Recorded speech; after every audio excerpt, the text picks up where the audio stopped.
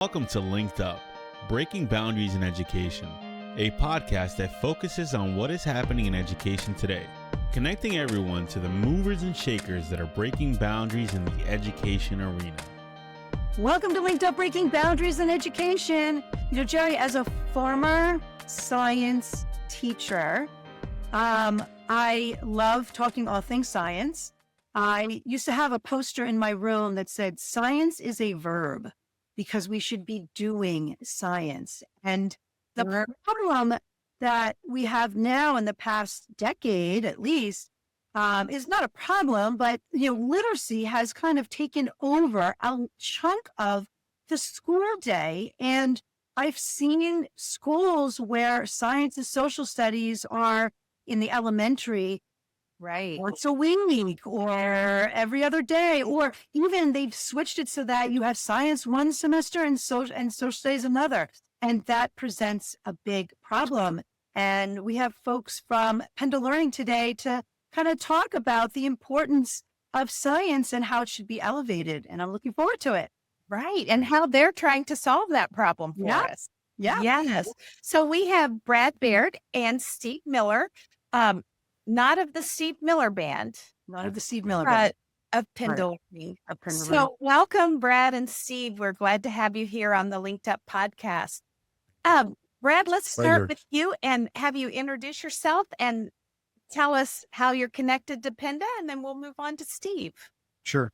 My name is Brad Baird, and I'm the CEO and founder and sort of architect behind Penda. Yes. Excellent. And Steve? I'm a data wrangler kind of guy. I'm a neuroscientist. I've been working in ed tech for 20 plus years, and I do some science consulting and research on Penda's efficacy.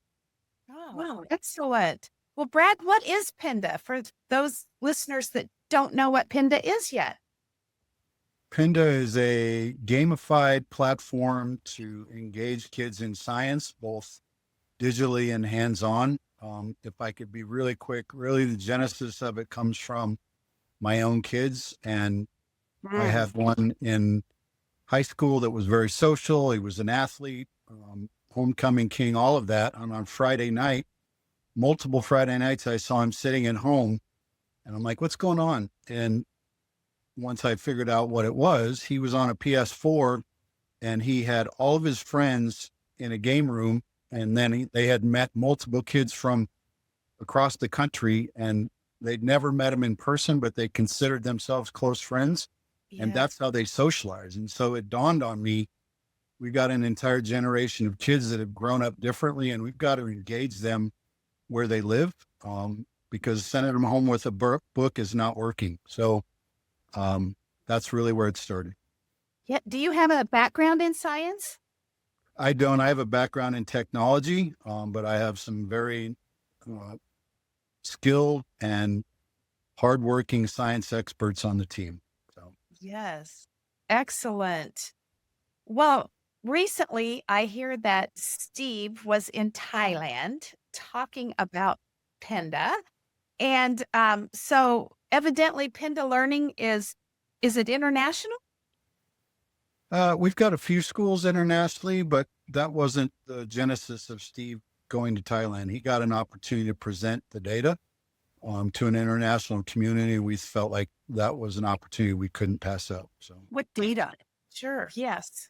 I'll let Steve talk about that. All right, Steve. Right. So first of all, the conference was an IEEE conference, right? So it was kind of our largest national organization for electrical engineers, and they do an international STEM conference in different locations every year. And so I wanted to and was fortunate enough to be able to have them listen to a couple presentations on what we're doing. Yes. And to learn from them what they're doing, because I don't know, I feel like, at least in Southeast Asia, there's more of an interest in STEM, maybe than there even is in the US. And there's a lot in the US. So the second part was, Penda has quite a few research data collections with school districts. So lots of kids have used Penda, probably with data, probably about 35,000, maybe 33,000, and some control. And so I wanted to be able to go back and look at that data kind of more specifically. And so they have a big group of kids in Florida that have state assessments. They had a big group of individuals that worked with Charter Schools USA. And so in that case, they had 46 schools. They had a couple thousand kids. And I just wanted to look at what the effect size was on the NWEA MAP test.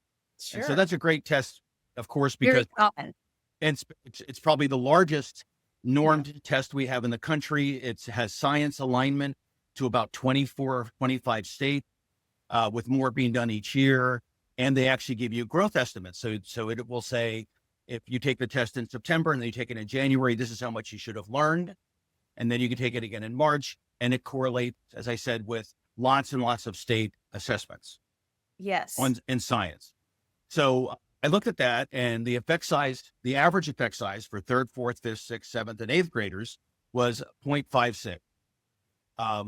Now, I don't know how much you all pay attention to effect sizes out there, but people will argue about whether 0.1 or 0.2 is kind of like the average.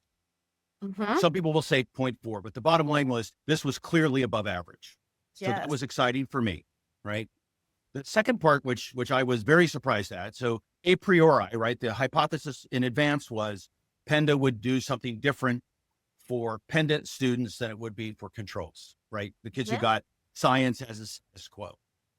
And that was true. Then the second part was when I wanted to look at how much product use predicted outcome.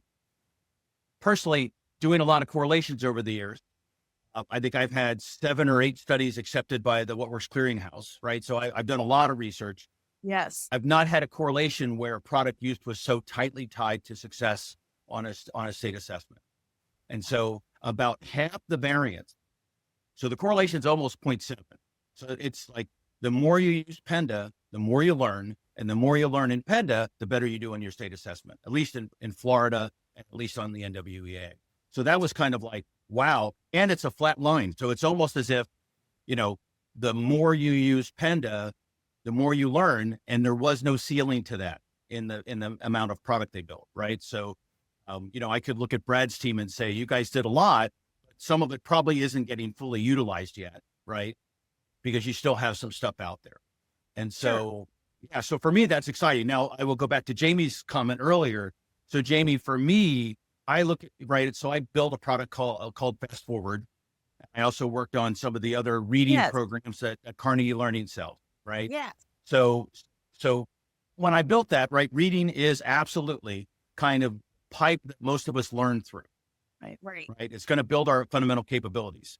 But math and science predicts our economic growth. If we want to know in the end, are we going to do better than Korea, Singapore, China, countries that are right now outperforming us in those domains? We have to kind of lift a little bit more weight in math and science. And as you pointed out, an hour and a half or 2 hours, maybe a day is spent on reading, and science is maybe getting 30 minutes a week.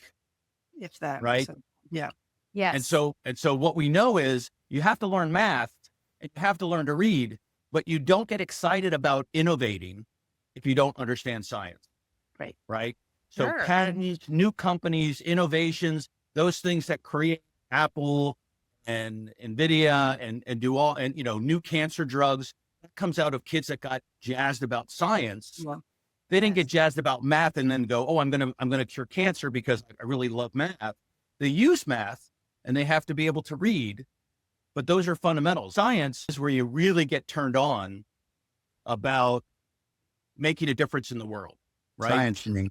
Science. Sorry. Right. And so in science, right, that predicts economic growth, and really well, for better or worse, right? Unfortunately for us, because right now we're not in the top 10, right? We are in the top 15, but we're not in the top 10. Okay. And so for me, the excitement, what I said before, I had worked with Sally Ride. So, I had done a lot to generate interest in STEM. Yes. What I was surprised with Brad's product, Penda Learning, was I was always told you had to be excited about science before you would learn it. this is too big of an effect for too many kids for me to believe that all these kids were excited about science and then they met Penda Learning. I think that they are getting excited because they are learning science, right? Yes. And I know that's a subtle difference, but that's what people have argued in the literature, right? You're going to get kids excited, then they'll learn about a book, right? Then they'll learn about a topic. In this case, I think they're actually getting excited using the product because they're having success, right? And that's driving the learning growth. And so, as you can tell, right, I'm excited about the results and I'm excited to do more.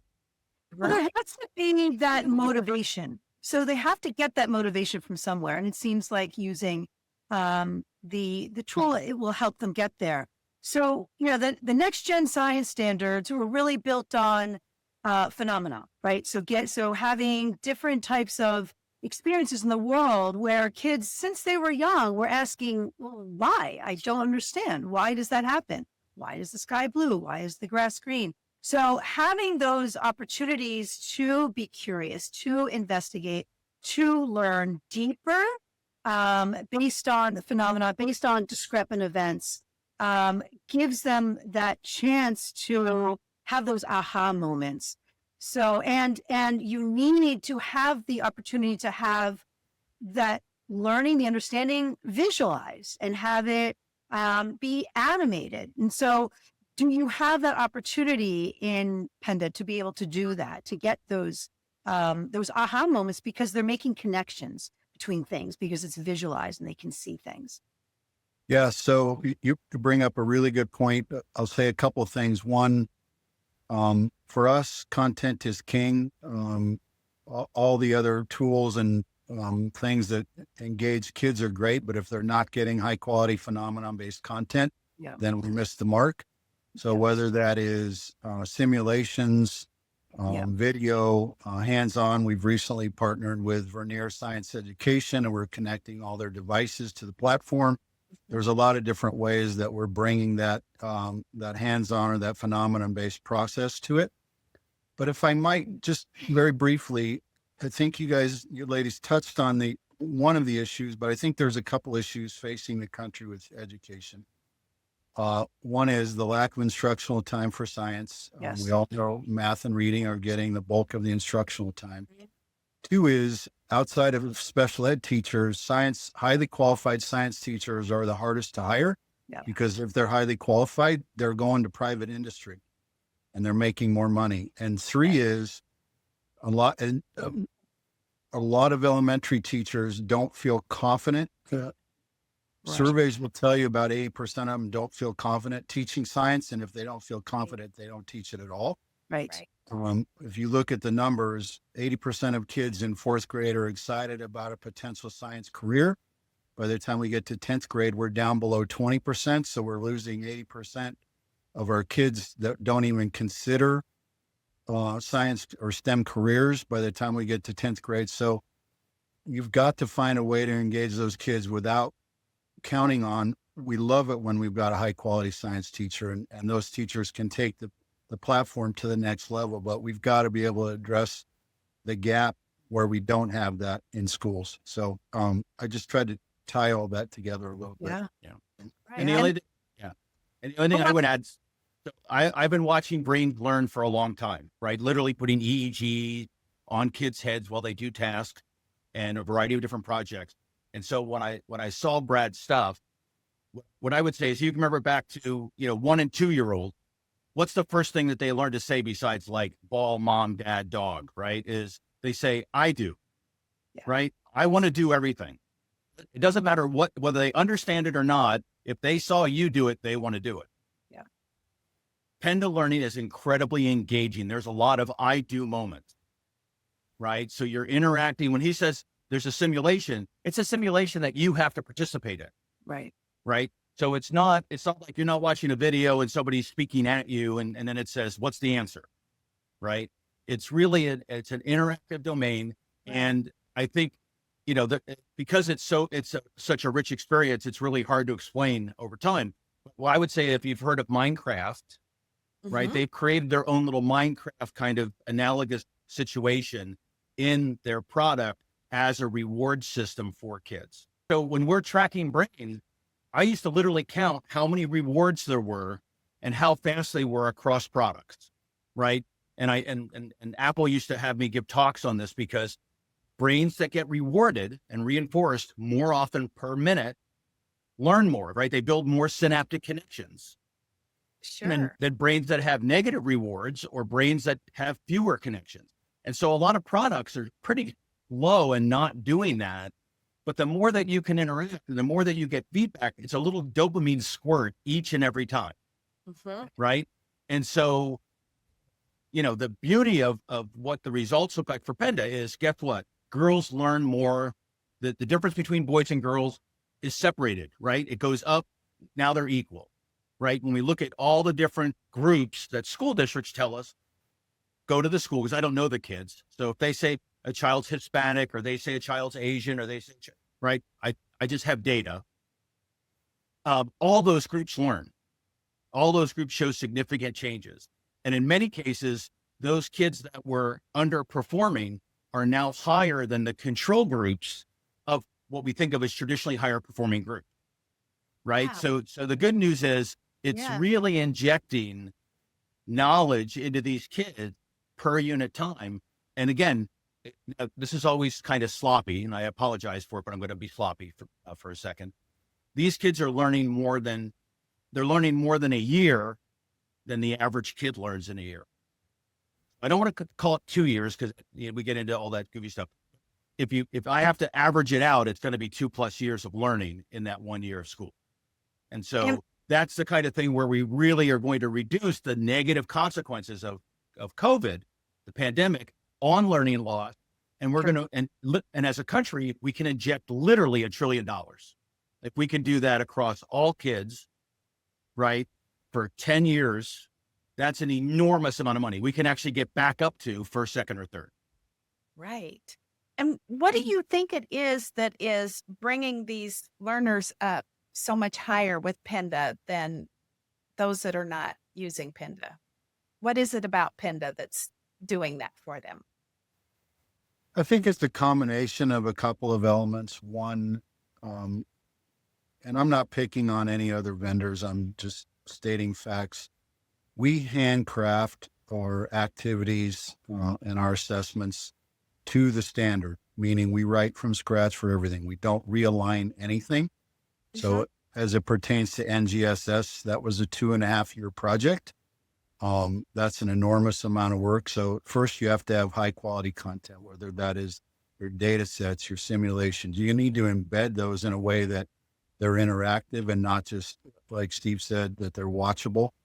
And then I think the other part of that is the engagement elements that come from gamification, and we're not a game. Like, you don't assess fun at the end of the year, but the elements, the way we have crafted them, our CTO comes from the gaming industry. And so I think we bring sort of a cutting edge approach to how we engage kids, but not take them away from the content.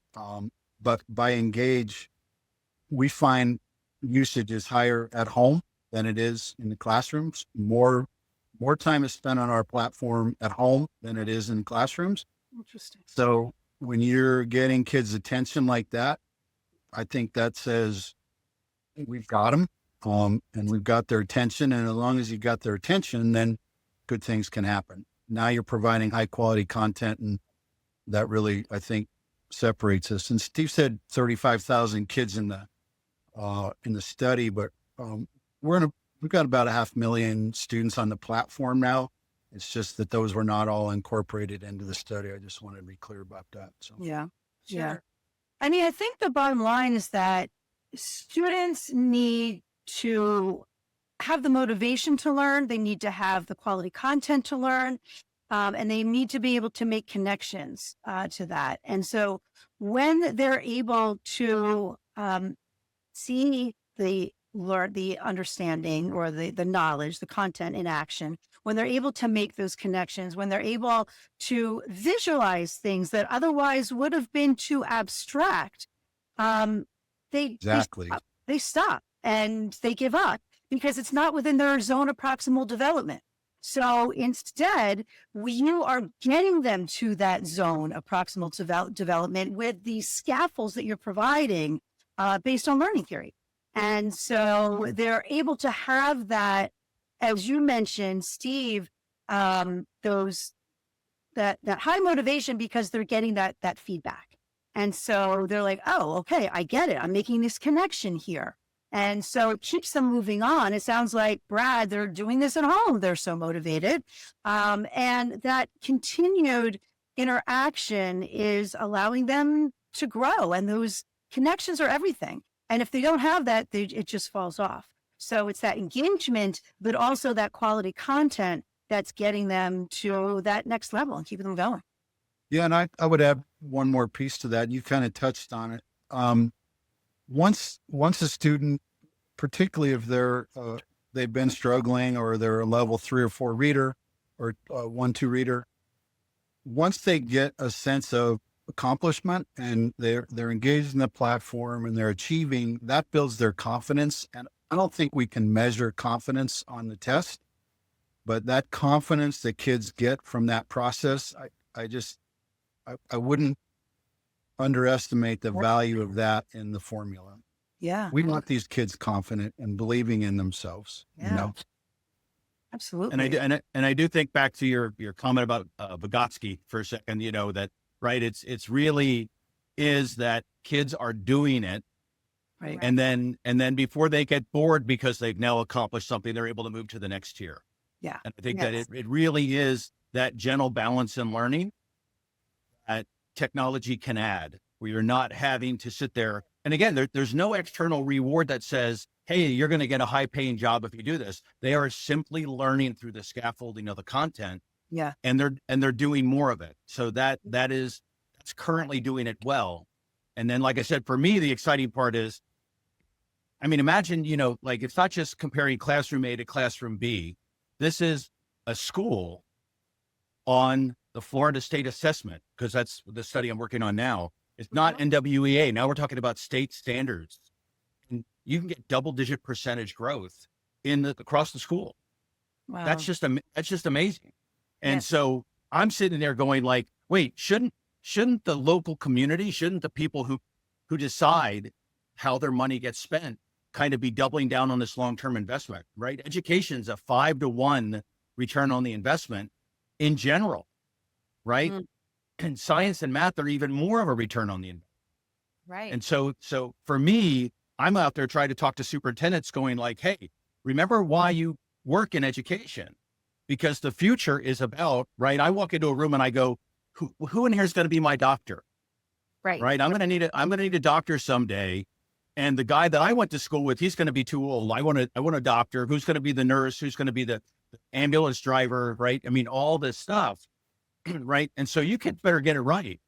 You know, sure. You know, because we want that future to be bright. All those things that we want paid for with public services, we need people to pay, right, for those public services. Yeah. And so I think that many people kind of lost that in their vision about why they go to work. And I'm hoping, because we hit like 20 articles on that, what the pandemic did to learning law. No articles on, hey, this is what we could do to recover from it. And so we'll see if people like what I'm writing about it, but that's really it's exactly a mirror. It is everything that happened that was a loss can be brought back with improvements that are smaller than improvements that are being tracked in products like Penda Learning. Yeah. Yeah. I find it fascinating. I think because it really, there is such a correlation between, you know, what they are learning, what they're doing, building their creativity, building their curiosity. And as you mentioned, Brad, building their confidence so that essentially we're trying to build these citizens in society who are eventually going to be taking care of us, as you pointed out, Steve. And we need to keep that growth. And it sounds like, as we mentioned before, the Vygotsky zone of proximal development, if they're not there, it sounds like they're getting there and they're staying there because there's that constant connection that they're getting. And it's so important too, because you also mentioned, because I've trained teachers in science for years, and they don't have that background knowledge and they don't have that confidence. But it sounds like here they get that support and that confidence, and they can be that guide on the side to help the students to grow. But they have, sounds like, so much support here. And even when Next Gen Science Standards came out, I did so many trainings on that. It was so hard to find, those the phenomena-based simulations and discrepant events, and they're few and far between. So having that right at their fingertips is golden. Yes. I would make one more point real quick around the topic of reading. It's our belief, and we don't have the data yet, but we will work towards collecting the data. We think science really leads to reading because science language is a challenge. I mean, Marzano wrote books to help us simplify that process. I think when you're getting kids engaged in science, you're helping them with reading. Mm-hmm. It's a Absolutely. byproduct. Absolutely. There's so many connections that science makes. So yeah, and they're able to gain, therefore, in their reading levels if they're able to be connected with the content. Yeah. So yeah. I'm interested in hearing too, how have teachers responded to Penda Learning, especially elementary teachers? So I'll say it like this because this is really fresh. It just happened last week. School district that I won't name in Florida. We've gone through some funding challenges, and in Florida particularly, they've had a tight Title I budget. And we had a middle school principal call in and say, "Hey, we can't renew the whole school this year. We can only afford 8th grade." So we gave the gentleman a quote for 8th grade, and he called back 2 days later and said, "My 6th and 7th grade teachers are mutinying. Yeah. So I need a quote for all 3." So I think that says it better than I can. That's right. Yes. That's terrific. Yes. Terrific. Good. What's on Penda's roadmap as you move forward? Well, everybody's talking about AI. Yes. And I think, we've implemented AI for teachers to aid in productivity. I think, a couple of things. I think one, we need to be very careful with where AI pulls its sources, especially when we start introducing that to students.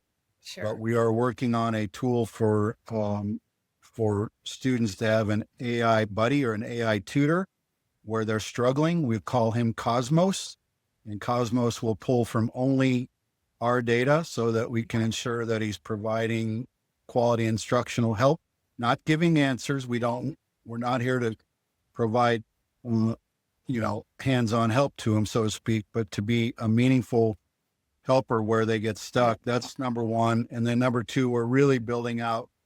Imagine you're a biology teacher and you've got a lab experiment going on, and you can put all your groups of kids together at their various tables, and you can connect thermostats or air monitors or any of those devices that they're using in their lab, and every student sees their individual data inside the platform. So they're using the device or the tool, going through the investigation, and then seeing their individual data.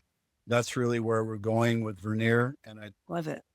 I think it's cutting edge, and I think nobody else is even close to that level of utilization. And we'll continue to build out more of that content into lower grade levels as we go. Yeah. Those are the two major initiatives for this year. So yeah, I love to see that at the lower levels as well, to start, keep up with their curiosity that they have when they're so young, and then keep it going as they get older. And then, Steve, what is some of the data that is helping to inform that you're seeing on your end? Well, as I said, for me personally, I would love to. So I've been working in this field for a long time, early brain development, et cetera. So Abecedarian project, the thing that happened in North Carolina that was now tracked for, I think, 35 years, right? And we showed that early childhood intervention had an enormous return which is why, so many programs in America in early childhood started. Mm-hmm.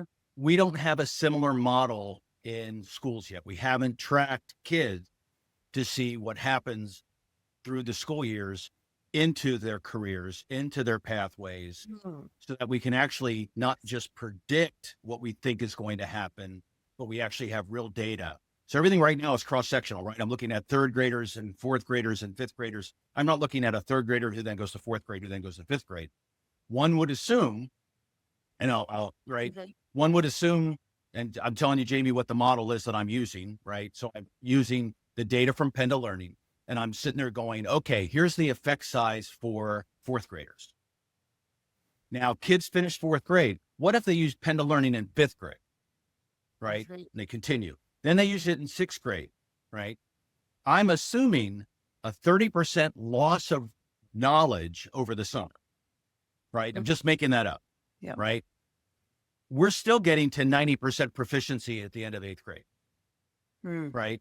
I mean, could you imagine what our world would look like, right? This is like, I live in the Silicon Valley area. I always tell people, I'm like, people would say things like, oh, you missed out on this. I go, look, I went to a talk at Google at UC Berkeley and walked out of a room, and my nephew called me and said, should I buy Google stock? And I said, no, it's so hyper, exaggerated, like, stay with the more traditional. And I say, so he missed out on Google, right? So things go by that are huge, right? This is a huge phenomenon if we can just understand it and get it to grow. Yeah. It really is an amazing thing. And so, right now, most states are 40% in reading, they're 35%, in math, they're 32. I mean, we're at 70% not making it. And of course, somebody just wrote an article and said, well, that's because we're too hard in our standards. Like, you don't need to be this high in knowledge to be a good citizen. And I'm like, well, that's the wrong direction, right? We should try to figure out how we can get there. So if we can get to those 80s and 90s, why wouldn't we want to? Yeah. And I do look at Penda Learning, and you're reading to figure stuff out, right? You're doing math inside a science experiment to solve the science experiment.